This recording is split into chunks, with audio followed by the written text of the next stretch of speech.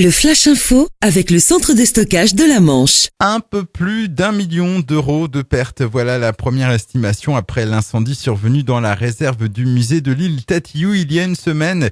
Cela représente environ la moitié de la valeur de l'ensemble des œuvres assurées au musée. 12 estampes sur 203, 24 dessins sur 38 et surtout 182 tableaux sur 206 ont été brûlés. Parmi ces tableaux, 3 appartenaient au musée du Louvre et étaient en prêt de longue durée. L'expertise des dégâts se poursuit et un travail de restauration va durer plusieurs années. Le musée maritime de Tatillou et l'île restent toutefois accessibles au public. Sans permis de conduire et contrôlé positif à l'alcool et au cannabis, la totale pour cet homme de 34 ans interpellé vendredi dernier dans le quartier des Provinces, défavorablement connu des services de police.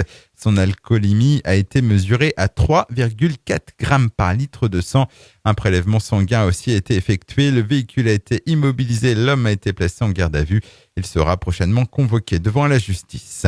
À Granville, près de 150 foyers privés de gaz ce lundi, dont le centre hospitalier de la ville, en cause un feu de haie qui s'est propagé à un compteur à gaz.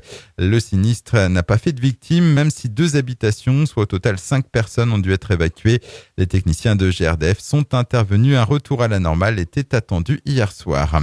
Du handball, les vacances sont terminées pour les Mauves de la JS Cherbourg. La reprise de l'entraînement a eu lieu ce lundi. Les Mauves attaquent un gros mois de préparation avec pas moins de 6 matchs amicaux avant la reprise du championnat de Pro League.